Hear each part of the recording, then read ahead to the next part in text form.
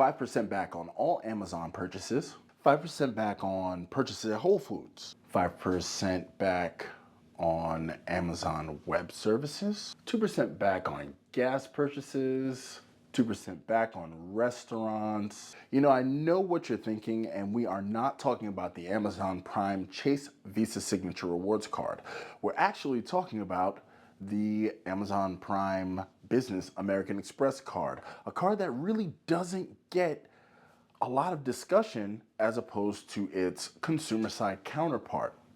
Now, we are going to get into that and exactly why that may be right after this. Welcome back to my dad's channel. If you're new here, make sure to click that like button and subscribe, and don't forget to share. So why don't we talk about the Amazon Amex as opposed to the Chase Amazon Prime card? That is definitely something that begs a question, begs an answer as well.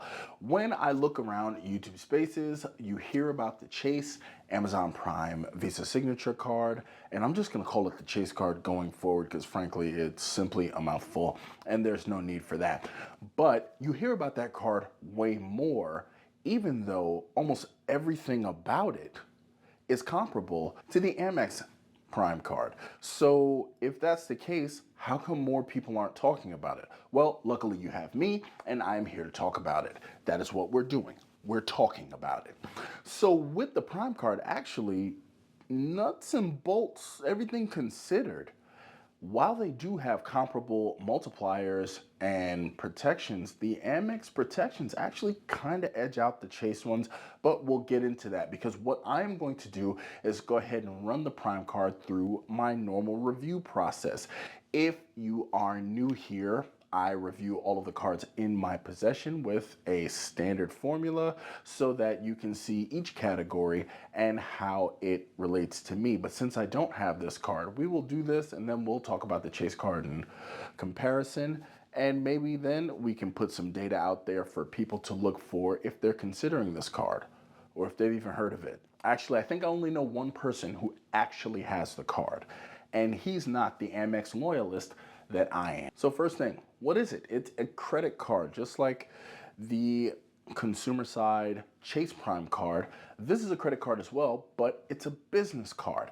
So I'm thinking that since most people don't think they qualify for business cards, that is one of the reasons that they hesitate to apply for this card as opposed to the consumer side Chase card. But as has been outlined in numerous videos, some of mine included, as a sole proprietorship, even if you don't have an official EIN, you can actually still apply for and can be approved for business cards if you have a business or a side hustle or something that you expect to make money from. It is possible to apply for these things, especially if you have expected income. But long story short, this is a credit card. It is a business credit card.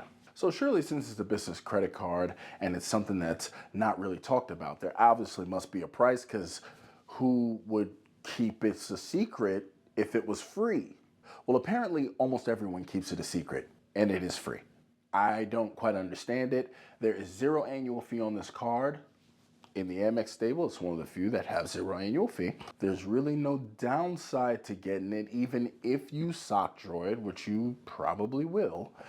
But there is no real cost outright, especially if you already have Prime. Now, if you're getting Prime just to get this card, then look, I'm not gonna walk the fence. I'm just gonna tell you that your Prime is gonna be your annual fee. But if you're organically using Prime anyway and you don't have this card, then I would consider it a no annual fee card, just like the consumer card. So you saw me outline some of the multipliers in the beginning. Now, I have reviewed the consumer Chase Visa Signature card and I went pretty in depth on it, and you can check that video out. I'll go ahead and link it. But the fact of the matter is these cards basically have the exact same multipliers with a few caveats. The first one being is that you have to swap the drugstore multiplier of 2% that you'll get with the Chase card with a 2% wireless phone carrier benefit. So instead of getting 2% in a drugstore with the Amex card, you'll get everything you got with the Chase card, and instead of drugstores, you get wireless. Now, another caveat is that the Amex card actually has caps on its rewards. Now, don't get me wrong, you can still earn as many rewards as you can earn, but at the 5% rate, it is capped at your first $120,000 worth of spend. So the first 120K that you spend at Amazon, Whole Foods, AWS services, once you pass 120K, then that's going to go down to 1%. Now, this is where the consumer card actually has a leg up on the Amazon card because that is uncapped and you can really go wild on that. Now, another quality that they share is that neither one of these cards have foreign transaction fees, so you can go all over the globe with them, which is clutch. You definitely don't want to be caught out there without something that you can spend on in a foreign country that you won't then have to pay a gimme tax on. So now there's also people who have said that they've had issues with Amex acceptability on international travel. Now, for me, in my recent trip to France with the missus, we didn't have any problems at all. I used my Amex at eateries. I used a mix of, actually, I used my Amex mostly the whole time I was there, except for transportation because I got a better multiplier with my Chase card, but Amex was actually on the list to be accepted. I didn't have a ton of problems, but then again, I was in major metro areas like Paris and London and what have you. But this is also something to keep in mind that just like the consumer card, this has no foreign transaction fees, so it can come in handy if you leave the country to transact any business. So let's think about it. Surely the points that you earn, surely if this you get your percentage back, that must mean this is a cashback card. And American Express, look, I love them to death, but they are notoriously horrible with cashback. Everyone knows it. People tend to avoid them for cashback setups. They tend to lean more towards Chase, pretty much towards anybody. They will lean on a pumpkin before they lean on American Express for cashback because their cashback return values are notoriously terrible, except in one special case. But with this card actually mirrors the consumer card once again because you earn Amazon points that you can use to make more purchases on Amazon, or you can use it to apply to statement credits at a blanket 1 cent per point redemption. That's even better than the Amex redemption, the Amex proper redemption for their vaunted MR points, which on the open market are worth more because they're transferable. You know what I mean? The base values are actually more because even when you do cash back with Amex, unless you have the Charles Schwab Platinum card, 0.7, 0.6, I mean, 0.7 if you're lucky, but the cashback redemptions are just ridiculous. But with this card, you get a blanket 1 cent back. So you can apply this to statement credits, or you can use it on Amazon.com to make further purchases, which is also comparable with the consumer card. Are you noticing a theme here? Now, 90 days, that spate of time is going to play a lot into this because the fact of the matter is using this card on Amazon, you will get the choice of actually using the multiplier, or in a business sense, you can actually have 90 days to pay for any purchases that you make on Amazon, and you can pay for those interest-free in 90 days. Now that is crazy because that is an entire quarter that you can take to pay for purchases without having to worry about, shelling out a bunch of cash and running yourself cash poor. And that can really work out in the sense of business. But here's the thing, I've used my personal Prime card and it has the same benefits. So while they may be more useful for business, it's not advertised as much with the consumer card, but this is actually a strong selling point as this is a business card. Now, going into this, it also shares extended warranty coverage, meaning you get an extra year warranty for products with manufacturer warranties under 5 years. You will also get return protection. Now, this one is actually kind of rare because this no annual fee card is giving you return protection for items purchased under $300 that the seller will not take back. Now, what makes this unique is that this card in the entire Amazon stable is actually one of the few cards that has this protection. Not even the Amex Gold card has this protection. That's definitely something you want to keep in mind. This is actually a pretty solid business card, even, in company with the BBP and the BBC. Now, another thing that you get with this card is purchase protection. Now, this purchase protection is actually good for a $1,000 per occurrence and up to $50,000 per year per card member. You heard that right. That's per card member on the account, because you actually get employee cards for free. So think about these as cards under you, but each one of these gets this buyer protection. This purchase protection is when you have something and, well, you know what? I'm not even going to get into purchase protection. It's been covered all over the place. I don't think you guys need me to explain that.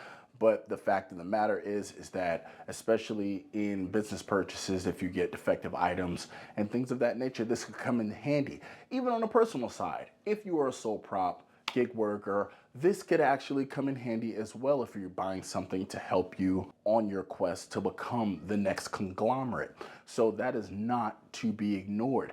And frankly, even in my own review of the consumer Chase card, the buyer protection didn't really jump out at me like that, because I guess you're figuring, yeah, this is Amazon. But that is definitely something that you have to consider with this Amex card. Now, as far as travel is concerned, I don't really see you guys spending a ton of money for travel on this, but the card does come with baggage and trip cancellation and delay protection. But like I said, I don't see a lot of people throwing a ton of travel money on this and booking entire trips on this. But if that's your thing, just understand those protections are in place as well. So now getting to the thing that I really, really like the most, one of the things that makes me an Amex loyalist is Amex offers. This card qualifies for Amex offers. I am a huge fan of no annual fee cards delivered by Amex that gives you Amex offers. That is a way to literally not even offset the zero cost of the card, but you make money off of the card. The card saves you money. Now, considering the fact that a Prime account is required to have this card, any Amex offers that you take advantage of offsets that cost. So that's it. I mean, the math does all the mathing for you. Like, there's no real guesswork in that. And frankly, Amex offers is a very underrated superpower of quite a few Amex cards, even the bad ones like the business green card. I don't even like that card. And I really like Amex, but I don't even like that card. But Amex offers is where it's at, and you get entree to that with this. Now, one of the final benefits that you get with this card is what you get with all Amex cards: their customer service. It is tops. I love it. I know plenty of people who like it. I tend to skew towards Amex cards because of their customer service.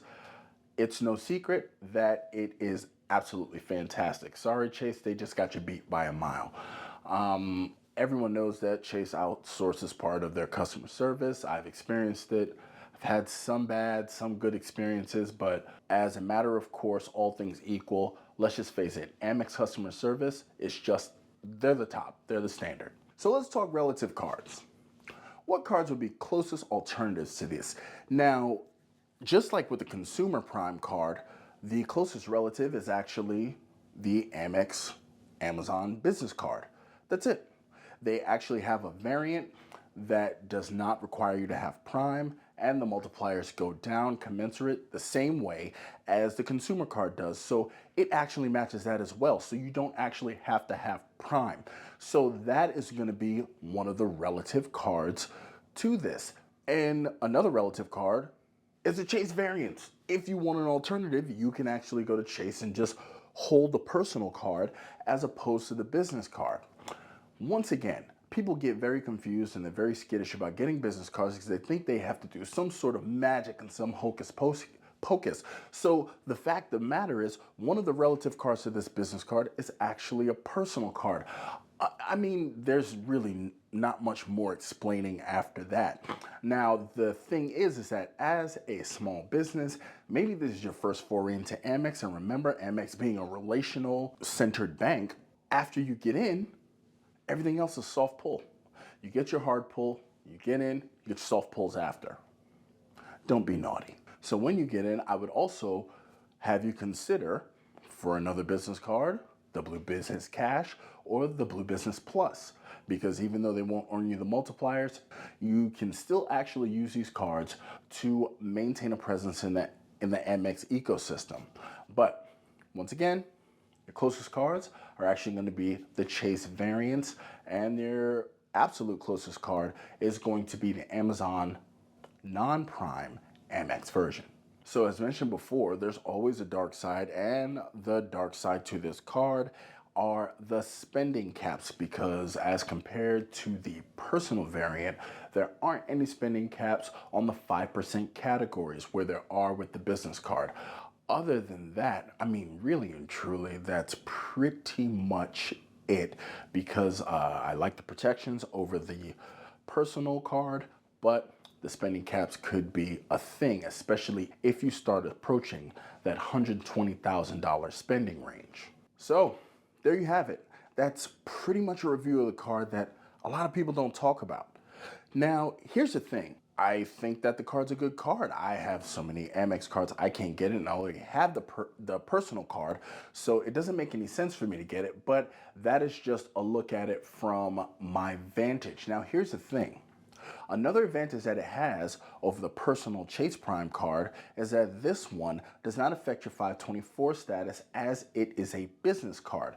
You have a strong business card with almost all the same rights and benefits as a personal Chase card that you can use without taking up a 524 slot, because it's a business card. That's also something that people need to think about, because in their Chase, to get these Chase cards, you see what I did there? You see the Chase to Chase?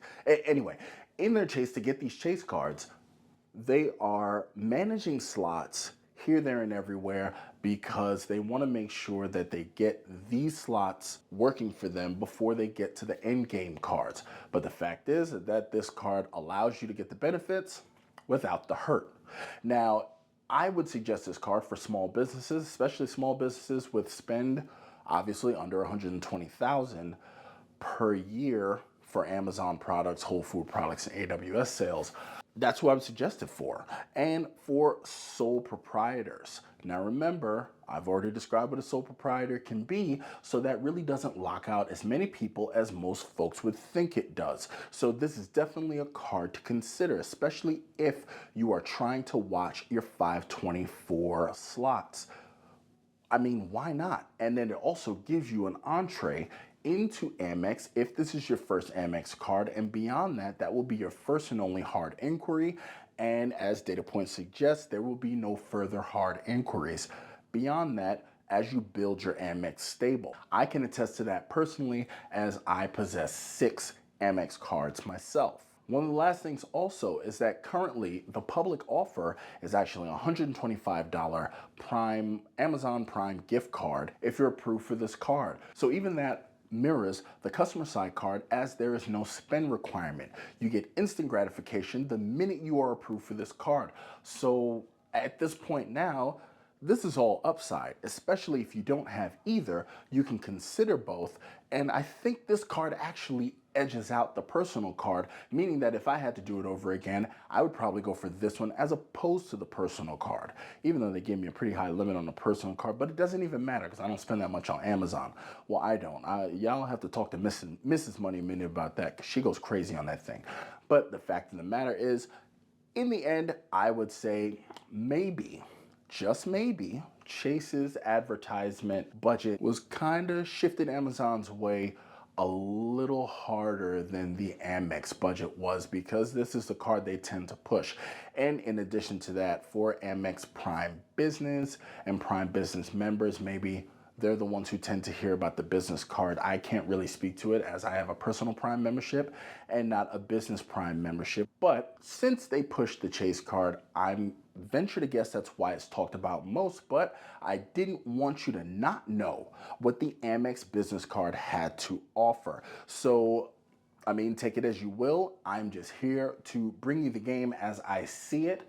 And until next time, I will catch you later.